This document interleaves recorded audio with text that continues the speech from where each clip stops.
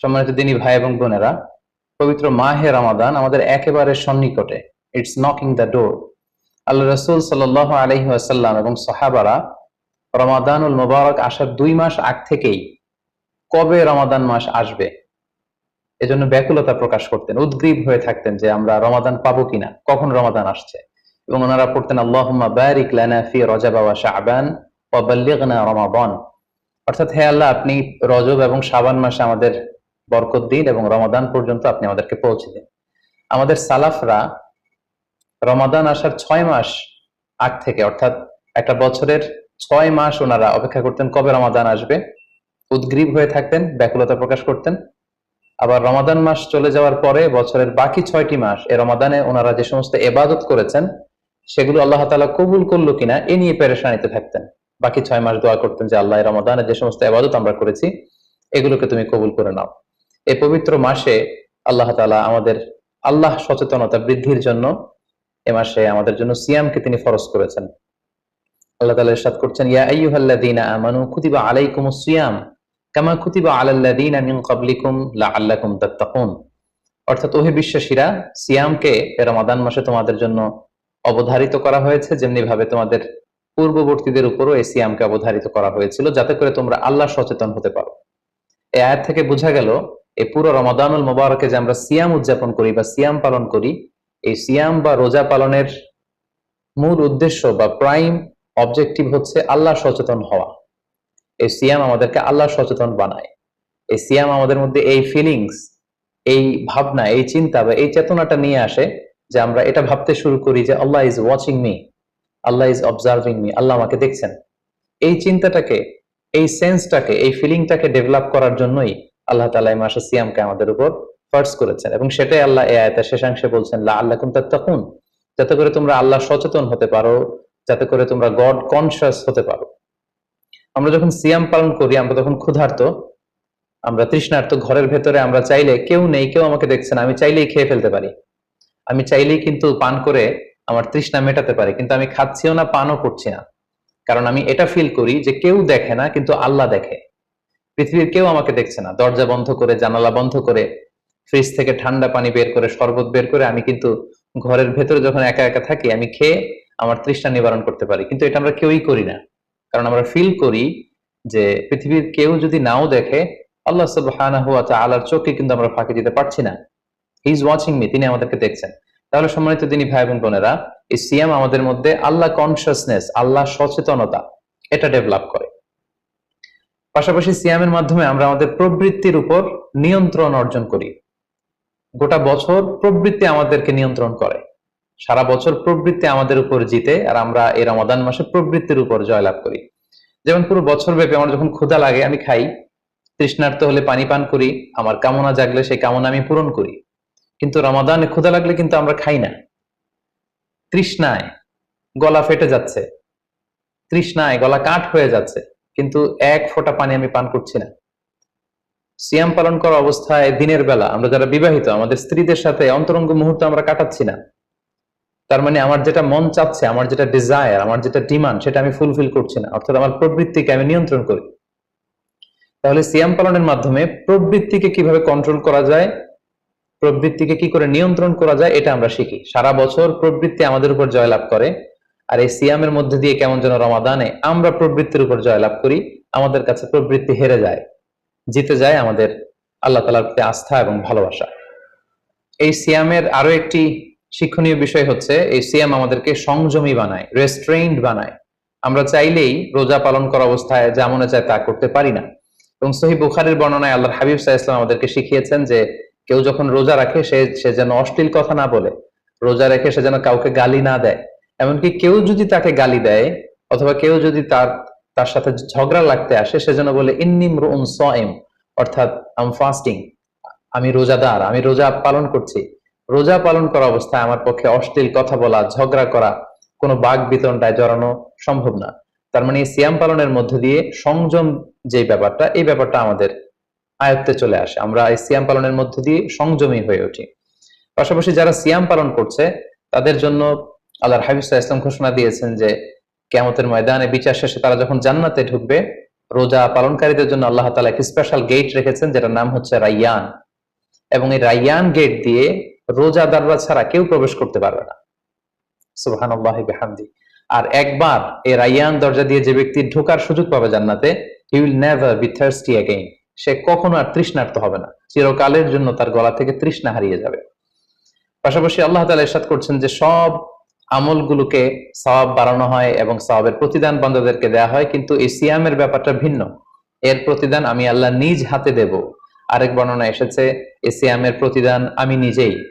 আমরা যদি একটু খেয়াল করে দেখি যে রমাদানুল মুবারাকে আমরা যত নেক আমল করছি বা সৎকর্ম করছি, এগুলোর সওয়াবগুলোকে কিন্তু জ্যামিতিক হারে বাড়ানো হয়।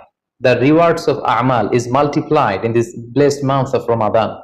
এ মাসে আমরা একটা নফল ইবাদত করলে সেটা ফরজের সমান সওয়াব দেওয়া হচ্ছে। একটা ফরজ ইবাদত করলে সেটা 70 থেকে 700 গুণ সওয়াব দেওয়া হচ্ছে। এ মাসে উমরা করলে সেটা হজের সমান সওয়াব দেওয়া হচ্ছে।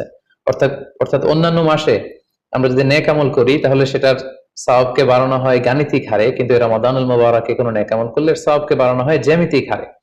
এটাকে মান্থ অফ স্পেশাল অফার বলা হয়, বিশেষ অফারের মাস।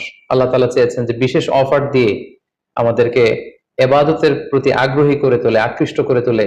তিনি যেন আমাদের গুনাহগুলোকে ক্ষমা করে দিয়ে আমাদেরকে পাপ মুক্ত বান্দা হিসেবে স্বীকৃতি দিতে পারেন, তার একটা কেমন যেন আয়োজন তিনি করে থাকেন আমাদের জন্য পবিত্র মাহে রমাদানে।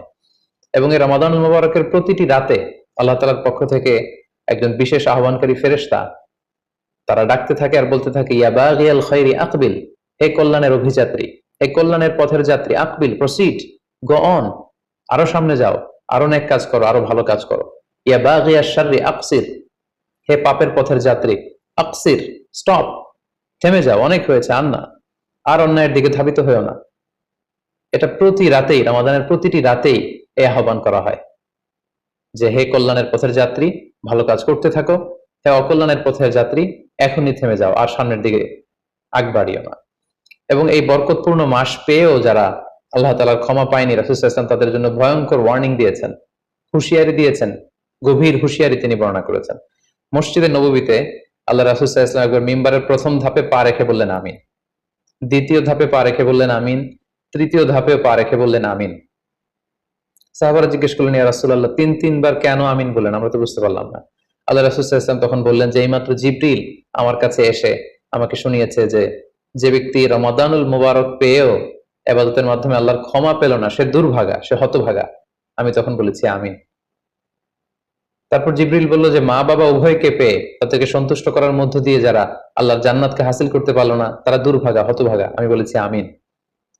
তৃতীয় পর্যায়ে জিব্রাইল বলেছে যে হে নবী, আপনার নাম শুনবার পরেও যে আপনার উপর দুরূদ পাঠালো না, অর্থাৎ সাল্লাল্লাহু আলাইহি ওয়াসাল্লাম বললো না, সে দুর্ভাগা, সে হতভাগা। তখন আমি বলেছি আমিন। সম্মানিত শুধু এই হাদিস থেকে আমরা বুঝতে পারি যে যারা রমাদান পেয়ে আল্লাহর প্রিয় ভাজন বান্দা হতে পারলো না, আল্লাহর কাছ থেকে ক্ষমার ঘোষণা পেল না, তাদের চেয়ে দুর্ভাগা এবং হতভাগা আর কেউ হতে পারে না। তাই যেহেতু রমাদান আমাদের একেবারে সন্নিকটে, আর মাত্র 2 দিন পরে এই পবিত্র মাস আমাদের মাঝে আগমন করবে, তাই আমাদের উচিত এই মাসটাকে ভাব গাম্ভীর্যের সাথে উদযাপন করা, to take the best out of this blessed month, যত বেশি পরিমাণে সম্ভব নেক কাজ করে আল্লাহ তাআলার ক্ষমাপ্রাপ্ত বান্দাদের অন্তর্ভুক্ত হওয়ার চেষ্টা করা। আমরা যদি এই মাসকে উদযাপনের জন্য এখন থেকে একটা প্ল্যান করি বা প্রোগ্রাম করি এবং সেটার আলোকে যদি পুরো মাসটি আমরা পরিচালনা করবার চেষ্টা করি, তাহলে আশা করি খুবই ফ্রুটফুল ওয়েতে এই যে অফার দেওয়া হয়েছে, স্পেশাল অফার, এই অফার গুলোকে আমরা কাজে লাগাতে পারবো এবং বেশি বেশি ইবাদত করে আল্লাহ তাআলার প্রিয় ভাজনদের অন্তর্ভুক্ত হতে পারবো। এই পৃথিবীতে আমরা যখন কোনো বিজনেস রান করি, নিশ্চয়ই তার আগে একটা প্ল্যান করি, একটা প্ল্যান সাজাই। বড় কোনো প্রজেক্ট যখন আমরা হাতে নিই, আমরা একটা প্রজেক্ট প্ল্যান দাঁড় করাই এবং সেটার আলোকে আমরা সেই প্রজেক্টটাকে রান করবার চেষ্টা করি। তাই আর যেহেতু মাত্র 2 দিন বাকি, আমরা যদি এখন থেকেই একটি প্ল্যান করি বা একটি পরিকল্পনা সাজাই, হতে পারে এটা লিখিত পরিকল্পনা কিংবা অ্যাটলিস্ট নিজের সাথে নিজের বোঝাপড়া যে আমি এই কাজগুলো রমাদানে করতে চাই, এগুলো করতে চাই না, ডুজ এন্ড ডোন্টস গুলোকে আমি মেনে চলতে চাই, যেগুলো করা উচিত এগুলো আমি বেশি বেশি করব, যেগুলো থেকে দূরে থাকা উচিত এগুলোর ব্যাপারে আমি সাবধান থাকবো। অ্যাটলিস্ট মনের সাথে মনে একটা বোঝাপড়া অথবা কাগজে লিখে আমাদের একটি পরিকল্পনা করা উচিত। সো এ পর্যায়ে এই রমাদান কেন্দ্রিক আমরা কি ধরনের পরিকল্পনা করতে পারি এবং সেই পরিকল্পনায় কোন কোন বিষয়গুলো স্থান পেতে পারে বলে আমি মনে করি, সেগুলো আপনাদের সাথে সংক্ষিপ্তভাবে শেয়ার করবো ইনশাআল্লাহ। প্ল্যান করার ক্ষেত্রে সর্বপ্রথম যেটা আমি বলবো, প্ল্যান করবার সময় অল্প প্ল্যান করুন এবং সেটা যতটুকু প্ল্যান আপনি করবেন সেটা নিয়মিত করবার চেষ্টা করুন। আমাদের অনেকের মধ্যে এমন একটা ভাব কাজ করে যে যেহেতু এটা অনেক রহমতের মাস, বরকতের মাস, মাগফিরাতের মাস, আবেগে তারা অনেক বেশি প্ল্যান করে ফেলে এবং সেই অনুযায়ী রমাদানের শুরুতেই সারা রাত তাহাজ্জুদ, সারাদিন এবাদত তেলাওয়াত, এরকম 2-4 দিন চলার পরে, কয়েকদিন যাওয়ার পরে সে আবেগটা ঝরে পড়ে, সে আবেগটাকে সে ধরে রাখতে পারে না। কারণ এমন প্ল্যান করা হয়েছিল যেটা রেশনাল ছিল না, যেটা হয়তো যৌক্তিক ছিল না বা বাস্তবসম্মত ছিল না। সো প্ল্যান করার ক্ষেত্রে আমার প্রথম পরামর্শ হচ্ছে অল্প প্ল্যান করুন এবং যতটুকু প্ল্যান করবেন সেটা পুরো রমাদান ব্যাপী, হোল দা মান্থ লং আপনি সেটাকে পালন করবার চেষ্টা করুন। কারণ আল্লাহ রাসূল সাল্লাল্লাহু আলাইহি ওয়াসাল্লাম বলেছেন, আহাব্বুল আ'মালি ইলাল্লাহি আদওয়ামুহা ওয়া ইন কাল্লা। আল্লাহ তাআলার কাছে সবচেয়ে প্রিয় আমল হচ্ছে সেটা যেটা মানুষ নিয়মিত করে, যেটা বান্দা রেগুলার বেসিসে করে, যদিও এটা পরিমাণে কম হয়। সো আপনি পরিমাণে যদি কমও করেন, সেটা যদি পুরো রমাদান মাস ব্যাপী একই ধারাবাহিকতায় আপনি ইবাদত করেন, তেলাওয়াত করেন, তাহাজ্জুদ পড়েন, জিকির আজকার করেন, সাদাকা করেন, দান করেন, এটার যদি একটা ধারাবাহিকতা থাকে, সেই ইবাদতটা আল্লাহ তাআলার কাছে বেশি প্রিয়। তাই প্ল্যানের ক্ষেত্রে আমার সর্বপ্রথম পরামর্শ হচ্ছে অল্প প্ল্যান করুন, স্বল্প পরিসরে প্ল্যান করুন, হাতে গোনা অল্প কয়েকটি বিষয়ের ব্যাপারে আপনি কনসার্ন হন এবং যতটুকু প্ল্যান করেছেন ততটুকু নিয়মিত বাস্তবায়ন করুন। প্ল্যানের ক্ষেত্রে সর্বপ্রথম যেটা আমি বলতে চাই সেটা হচ্ছে পুরো রমাদান মাসে সালাতের ব্যাপারে আমাদেরকে সর্বপ্রথম বেশি সচেতন থাকতে হবে। It's mandatory. 5 ওয়াক্ত সালাত যেন আমরা জামাতের সাথে আদায় করতে পারি, এই বিষয়টা খেয়াল রাখতে হবে। কোনো কারণে যদি জামাত ছুটেও যায়, কাজা যেন না হয়ে যায়। কারণ আমাদের যদি জামাত ছুটে যায়, সালাত যদি কাজা হয়ে যায়, তাহলে আপনার প্রোডাক্টিভিটি কমে যাবে। সো প্ল্যানের ক্ষেত্রে এখন থেকে আমাদের এটা মাথায় রাখতে হবে যে পুরো রমাদান জুড়ে আমরা 5 ওয়াক্ত সালাত জামাতের সাথে আদায় করব। কোনো কারণে জামাত যদি ছুটেও যায়, কোনো নামাজ যেন আমার কাজা না হয়ে যায়, এই ব্যাপারে আমরা সচেতন থাকবার চেষ্টা করব। 3 নম্বরে হচ্ছে কোরআন তেলাওয়াত করা। যেহেতু রমাদানুল মুবারক এটা কোরআন নাজিলের মাস, আল্লাহ তাআলা বলছেন শাহরু রমাদান আল্লাযী উনজিলা ফীহিল কুরআন। রমাদান তো এমন মাস যে মাসে আল্লাহ তাআলা কোরআন নাজিল করেছেন। সো এটা কোরআনকে উদযাপনের মাস, কোরআনের সাথে নতুন করে সম্পর্ক গড়বার মাস, বেশি বেশি কোরআন তেলাওয়াত করবার মাস। নফল ইবাদতের যে লিস্ট আছে তার মধ্যে সবচেয়ে শ্রেষ্ঠ নফল ইবাদত হচ্ছে কোরআন তেলাওয়াত করা এবং সেটার মোক্ষম সময় হচ্ছে রমাদানুল মুবারক। আমরা প্রত্যেকেই জানি যে এই মাসে তেলাওয়াত করার যে একটা আবহ, যে একটা ইমেজ, যে একটা পরিবেশ এবং যেরকম একটা মজা পাওয়া যায়, বছরের অন্য কোনো মাসে কিন্তু ওই ফিলিংটা আমাদের আসে না। সো এই সুযোগটাকে আমাদের কাজে লাগানো, আমরা যেন প্রতিদিন কোরআনের তেলাওয়াত করি এবং তেলাওয়াত করার ক্ষেত্রে অবশ্যই ধীরস্থির ভাবে তেলাওয়াত করতে হবে। আমরা অনেকে তাড়াহুড়ো করে তেলাওয়াত করি। হাদিসে এসেছে রুব্বা কারিন লিল কোরআন ওয়াল কোরআন ইয়ালআনু। কোরআনের অনেক তেলাওয়াতকারী আছে যাদেরকে কোরআন রহমত দেওয়ার পরিবর্তে লাআনত দেয়, কার্ডস করে, অভিসম্পাত করে। তাই তাড়াহুড়ো করে আমরা যেন কোরআন তেলাওয়াত না করি। রমাদান আসলেই দেখা যায় কিছু কিছু মানুষ কোরআন খতম করবার জন্য উঠে পড়ে লাগে। কেউ 5 খতম, 7 খতম, 10 খতম দেওয়ার জন্য প্রতিযোগিতা করে খতম দেয়, ফলে খুব দ্রুত তারা কোরআন তেলাওয়াত করে। এটা ঠিক না। খতম দেওয়ার জন্য উঠে পড়ে লাগা উচিত হবে না, বরং আপনি ধীরস্থির ভাবে তেলাওয়াত করুন। সেই হিসেবে শুরু থেকে শেষ পর্যন্ত একবার করে যদি আপনি 1 খতম দিতেও পারেন সেটা ভালো, আর দিতে না পারলেও আপনি ধীরস্থির ভাবে তেলাওয়াত করে সেটার সওয়াব আপনি ইনশাআল্লাহ পাবেন। তাহলে তেলাওয়াত করার ক্ষেত্রে প্রথম রিমাইন্ডার হচ্ছে তাড়াহুড়ো করে তেলাওয়াত করা যাবে না। 2 নম্বর হচ্ছে যদি সুযোগ হয় অর্থ বুঝে তেলাওয়াত করা। আমরা কয়েকটা সূরা স্পেসিফাই করতে পারি যে এই রমাদানে আমি এই সূরাটা পড়বো, এই রমাদানে এই সূরা শুরু থেকে শেষ পর্যন্ত এর মর্মার্থ, এর বঙ্গানুবাদ, এর যে শিক্ষা লেসন, এটা আমি জানবার চেষ্টা করব। সম্মানিত দিনী ভাই এবং বোনেরা, কোরআন হচ্ছে এমন একটি কিতাব, যারাই এই কোরআনের সাথে সম্পর্ক জুড়ে দিয়েছে, যারাই এই কোরআনকে হৃদয়ে ধারণ করেছে, তারাই সম্মানিত হয়েছে। একটু খেয়াল করে দেখুন, সাইয়েদনা জিবরাইল আলাইহিস সালাম উনি কোরআন নিয়ে আসমান থেকে পৃথিবীতে নেমেছিলেন। কোরআনকে নিয়ে আসার কারণে উনি হয়েছেন শ্রেষ্ঠ ফেরেশতা। আল্লাহ রাসূল সাল্লাল্লাহু আলাইহি ওয়াসাল্লামের উপর কোরআন নাজিল হয়েছিল, তাই তিনি হয়েছেন শ্রেষ্ঠ রাসূল। এই রমাদান মাসে কোরআন নাজিল হয়েছে, তাই রমাদান মাস হচ্ছে 12টা মাসের শ্রেষ্ঠ মাস, সাইয়্যিদুশ শুহুর। কদরের রাতে এই কোরআন নাজিল হয়েছিল, তাই কদরের রাত হচ্ছে পৃথিবীর শ্রেষ্ঠ রাত। আমরা উম্মতে মুহাম্মাদী, আমাদের উপর কোরআন নাজিল হয়েছে, তাই আমরা হচ্ছে খায়রু উম্মাহ, শ্রেষ্ঠ জাতি। আমাদের মধ্য থেকেও যারা কোরআনের সাথে অ্যাটাচমেন্টকে বাড়াবে, কোরআনকে যারা ধারণ করবে, তারা হবে পৃথিবীর শ্রেষ্ঠতম মানুষ। তাই আসুন কোরআন উদযাপনের মাসে আমরা যেন বেশি বেশি কোরআনের সাথে সম্পর্ককে নতুন করে আবার নবায়ন করি। 4 নাম্বার যেই ব্যাপারটি আমি প্ল্যানে বা পরিকল্পনায় রাখার চেষ্টা করব সেটা হচ্ছে খুব বেশি খাবার দাবার বা কেনাকাটা, এগুলোর ব্যাপারে আমাদেরকে একটু সাবধান থাকতে হবে। আমরা অনেকে মনে করে থেকে রমাদান মানেই মুখরোচক ইফতারি, ইফতার পার্টিতে জয়েন করা, ওদর পূর্তি করে সাহারি খাওয়া, শপিং করা এবং কেনাকাটায় ব্যস্ত থাকা। আসলে ব্যাপারটি এমন নয়, কারণ আমরা জানতে পেরেছি যে এটা হচ্ছে বরকতের মাস, এটা অফারের মাস। নফল ইবাদতে ফরজের সমান সওয়াব, ফরজ করলে 700 গুণ সওয়াব, নফল উমরা করলে হজের সমান সওয়াব। সো এটা হচ্ছে মৌসুমুল ইবাদা, ইবাদতের মৌসুম। সো আমাদের যদি শপিং করা লাগে, আমাদের যদি কোনো প্রোগ্রামে অংশগ্রহণ করা লাগে, সেটা যেন আমাদের ফোকাস না হয়। কেনাকাটা, শপিং করা, এটা যেন আমাদের ফোকাস না হয়। ভুরি ভোজ করা, আমাদের বাসায় মা বোনরা যারা আছে তাদেরকে হরেক রকম আইটেমের বায়না ধরে সারাদিন তাদেরকে ব্যস্ত রাখা, ইবাদত থেকে তাদেরকে দূরে রাখা, এই কালচারগুলো থেকে আমাদেরকে দূরে থাকতে হবে। আমরা যখন রমাদান কেন্দ্রিক প্ল্যান করতে বসবো, আমরা যেন এটা ভাবি যে এই রমজানে একটু একটু করে আমি নিজেকে পরিবর্তন করতে চাই। ভুরি ভোজ করা, ইফতার পার্টিতে বেশি বেশি যাওয়ার জন্য প্ল্যান করা, তারপর কেনাকাটা, শপিং, ঈদের শপিং এর জন্য সময় নষ্ট করা, এটা যেন আমাদের মূল ফোকাস না হয়। আমাদের মূল ফোকাস যেন হয় এটা ইবাদতের মাস, বেশি বেশি ইবাদত করে যেন আমরা আল্লাহর সন্তুষ্টি অর্জন করতে পারি। প্ল্যানের ক্ষেত্রে 5 নাম্বার যে পয়েন্টটি আমি বলবো সেটি হচ্ছে ইফতারির পূর্ব মুহূর্তে দোয়া করুন। এটি ভুলে যাওয়া যাবে না। প্রতিদিন ইফতারিকে সামনে নিয়ে আমরা দোয়া করব, কারণ হাদিসে এসেছে সালাসু দাওয়াতিন মুস্তাজাবা, 3 ব্যক্তির দোয়া আল্লাহ তাআলার কাছে কবুল হয়ে যায়। এই দোয়া আল্লাহ কখনো ফিরিয়ে দেন না। এর মধ্যে একটা দোয়া হচ্ছে দাওয়াতুস সাইম, রোজাদারের দোয়া আল্লাহ কখনো ফিরিয়ে দেন না। দাওয়াতুস সাইমি মাকবুল, এটা আল্লাহর কাছে কবুল হয়ে যায়। ঠিক ওই মুহূর্তটাতে আল্লাহ তাআলার সফট কর্নার খুব বেশি গ্রো করে, আল্লাহর রহমতের দরিয়ার মধ্যে একটা অভাবনীয় জোশ পড়ে যায়। আল্লাহ তাআলা এই দৃশ্যটাকে খুব দেখতে পছন্দ করে যে বান্দা সামনে খাবার নিয়ে বসে আছে, শরবত নিয়ে, পানীয় নিয়ে বসে আছে, ক্ষুধায় তৃষ্ণায় সে জর্জরিত, সে চাইলেই সামনে থেকে নিয়ে মুখে তুলে খাবারটা খেতে পারে, কিন্তু সে আমার ভয়ে খাচ্ছে না।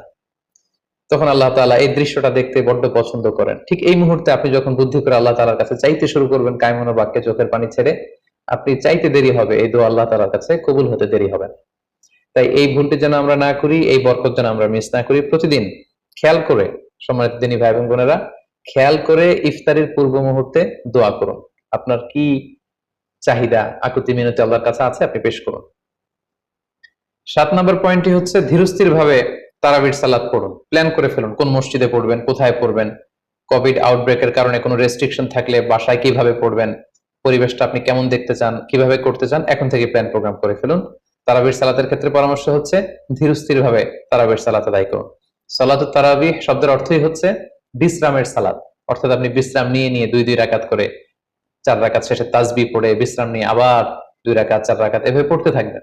আমাদের বাংলাদেশের বেশিরভাগ মসজিদগুলোতে যেহেতু 20 রাকাতের সালাতুত তারাবি হয়, আমরা সাজেস্ট করি যে আপনারা 20 রাকাত সালাতুত তারাবি আদায় করুন।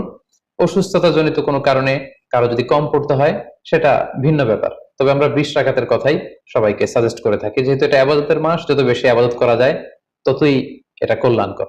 তো সেক্ষেত্রে রাকাত বিতর্ক আপনাদেরকে এড়িয়ে চলা উচিত। রমাদান আসলে আমাদের মধ্যে এই শয়তান এই বিষয়টাকে উস্কে দেয় যে তারাবির সালাতকে 8 রাকাত না 20 রাকাত নাকি 12 রাকাত। সো তারাবির সালাত ধীরস্থির ভাবে আদায় করুন, রাকাত বিতর্ক এড়িয়ে চলুন। এটা হচ্ছে একটা বড় ফিতনা।